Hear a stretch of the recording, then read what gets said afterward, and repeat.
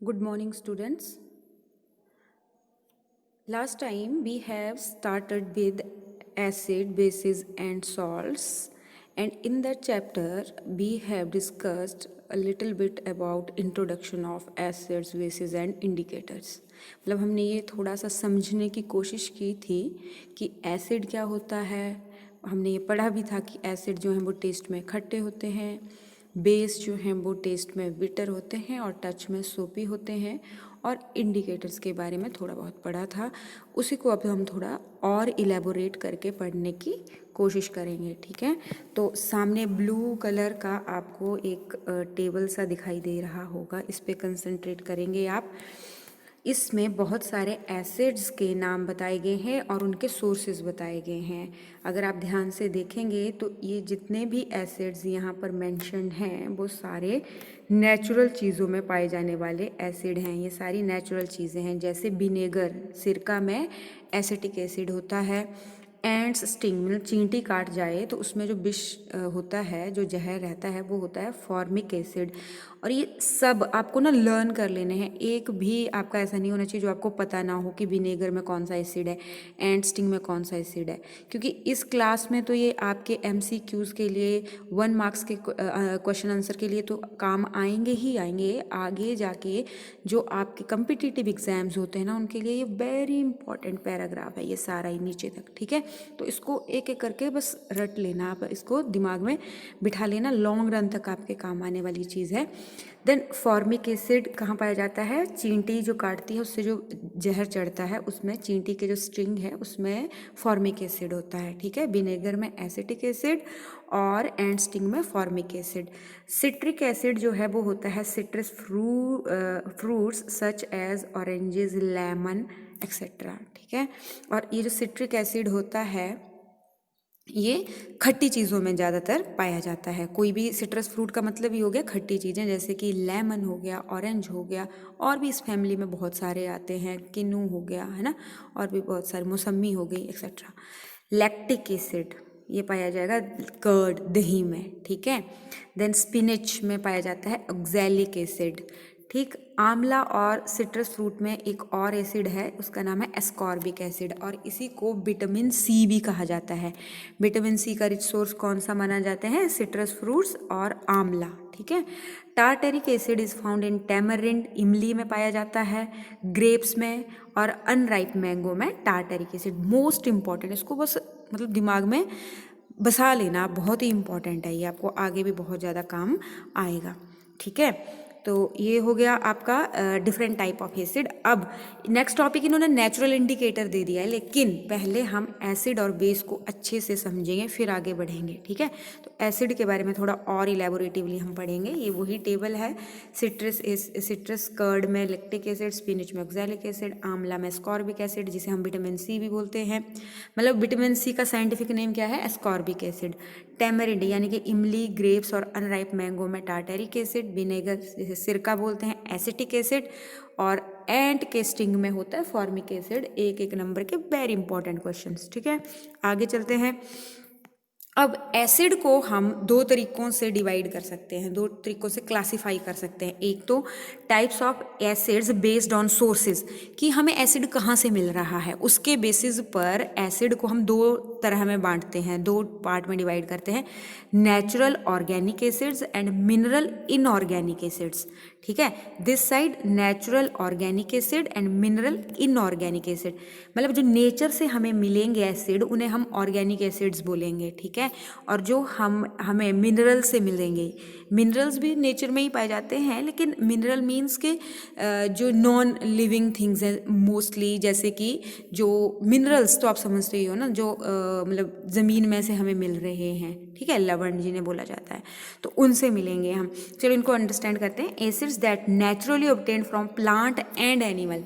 Plant और animal से जो मिलेंगे उन्हें हम कहेंगे ऑर्गेनिक एसिड्स, जैसे कि citric acid, tartaric acid and lactic acid. ठीक है, और ये एसिड जो हैं वो बहुत ज़्यादा स्ट्रॉन्ग नहीं होते, वीक एसिड्स होते हैं, मतलब नुकसान नहीं पहुंचाते. ये हमारे लिए फ़ायदेमंद ही होते हैं वन और अनदर वे. ठीक, और मिनरल्स और इनऑर्गेनिक एसिड अगर हम बात करें, acids that are derived from an inorganic source यानी कि मिनरल से मिलेंगे, ठीक है। They are called mineral acids and examples हैं nitric acid, hydrochloric acid and sulphuric acid. ये बहुत ज़्यादा डेंजरस बोल सकते हैं हम, डेंजरस एसिड होते हैं। हाइड्रोक्लोरिक एसिड और सल्फ्यूरिक एसिड कंसनट्रेटेड होना तो वो जला देते हैं, मतलब इतना ज़्यादा जला देते हैं कि अगर आपके हाथ पे या हमारे स्किन पे कहीं गिरे तो वो इतना गहरा छेद कर देंगे कि अंदर से आपको हड्डी दिखाई दे जाएगी, इतने ज़्यादा ये डेंजरस और स्ट्रॉन्ग रहते हैं, ठीक है। तो ये तो हो गए type of acid based on sources की, कहाँ से वो हमें मिले।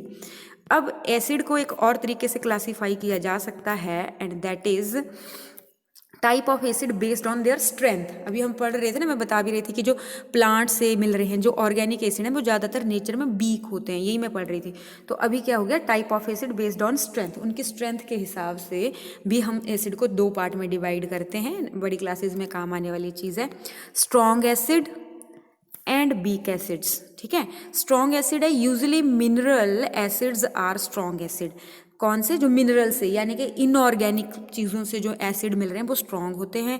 हाईली कोरोसिव, कोरोसिव होता है दूसरी चीज़ों को अपने में गला दें, फटाफट से गला देने वाले होते हैं।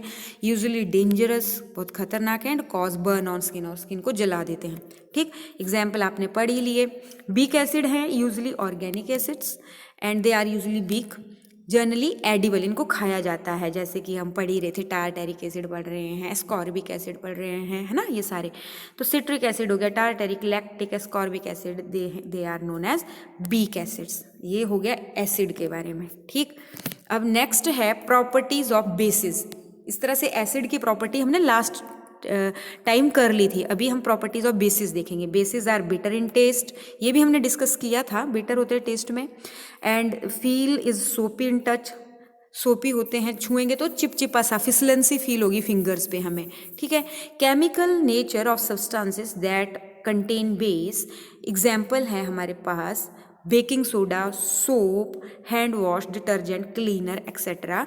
And bases turn red litmus blue, इसको बाद में समझा रही हूँ मैं आगे, ठीक है। नेक्स्ट उसमें ये देखो, ये सारे हमने बेसिस के एग्जाम्पल पढ़े थे, पिछली बार भी पढ़े थे। बेकिंग सोडा है, सोप है, डिटर्जेंट है, शैम्पू, हैंड क्लीनर या जो भी क्लीनर्स हैं वो सारे क्या हैं, बेसिक इन नेचर, और ये टेस्ट में बिटर, टेस्ट नहीं करना इनको, और टच में सोपी होते हैं, ठीक है। नेक्स्ट देखते हैं। अब बेसिस कौन कौन से हैं, ये भी आपकी बुक का ही चार्ट में से नेक्स्ट पार्ट है ये, कि कौन कौन से सब्सटेंसेस में बेस पाया जाता है। This one I am telling you, ये वाला पार्ट जो है, ये वाला, ये जो है वहाँ पे हम बता रहे हैं कि लाइम वाटर में कैल्शियम हाइड्रोक्साइड होता है, विंडो क्लीनर जो होते हैं उनमें एल्यूमिनियम हाइड्रोक्साइड होता है, सोप में सोडियम हाइड्रोक्साइड और पोटेशियम हाइड्रोक्साइड होता है, और मिल्क ऑफ मैग्नीशिया में मैग्नीशियम हाइड्रोक्साइड होता है, ठीक है। स्लाइड से इसको अंडरस्टैंड करने की कोशिश करते हैं, चलो देखते हैं। हाँ, ये हो गया हमारा, ये भी हो गया। ये बेकिंग सोडा में है सोडियम हाइड्रोजन कार्बोनेट, ठीक है, सोडियम हाइड्रोजन कार्बोनेट, ये साइंटिफिक नेम भी है बेकिंग सोडा का, 1 नंबर का मोस्ट इंपॉर्टेंट क्वेश्चन है, sodium hydrogen carbonate. Then lime water, चूना जिसे हम बोलते हैं, ये जो घरों में पेंट किया जाता है ना, चूना नहीं करते हैं वो, तो इसमें क्या है, कैल्शियम हाइड्रोक्साइड, कैल्शियम हाइड्रोक्साइड उस बेस का नाम है। और ये जो लाइम वाटर है ना, बनाना बहुत इजी होता है, पानी लीजिए, उसमें चूना मिला दीजिए थोड़ा सा, और उसे 10 मिनट पड़ा रहने दीजिए, और ऊपर से पानी निथार लीजिए, इसी पानी को लाइम वाटर कहा जाता है, ठीक है।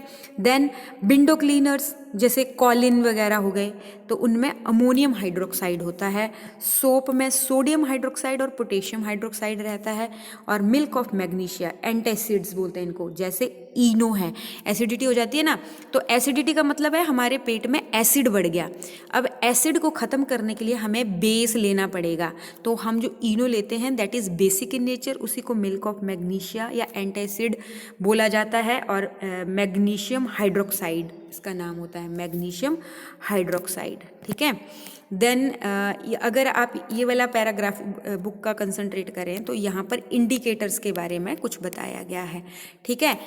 और इंडिकेटर से पहले एक और चीज़ यहाँ पर आई है, न्यूट्रल सॉल्यूशंस, कि एसिड हमने पढ़ लिए, बेस पढ़ लिए, लेकिन कुछ सब्सटेंसेस ऐसे होते हैं जो ना स्वाद में खट्टे होते हैं ना कड़वे होते हैं, और ना ही टच में सोपी होते हैं, तो ऐसे सब्सटेंसेस को न्यूट्रल सॉल्यूशंस बोला जाता है, ठीक है।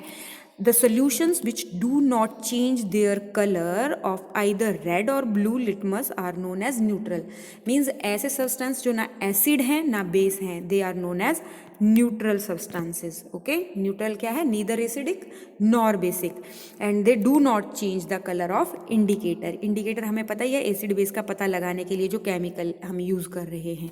ठीक है, डिस्टिल्ड वाटर न्यूट्रल है, शुगर सॉल्यूशन न्यूट्रल है, और कॉमन सॉल्ट जो है वो भी न्यूट्रल इन नेचर है. ये भी पूछ लेते हैं कि which among the following is neutral, या tell the nature of following substances. इस तरह से बहुत सारे क्वेश्चंस बन सकते हैं. ठीक है, ये क्लियर हो गया. नेक्स्ट टॉपिक है हमारा नेचुरल इंडिकेटर्स अराउंड अस. तो नेचुरल इंडिकेटर्स हम करेंगे नेक्स्ट टाइम. Thank you.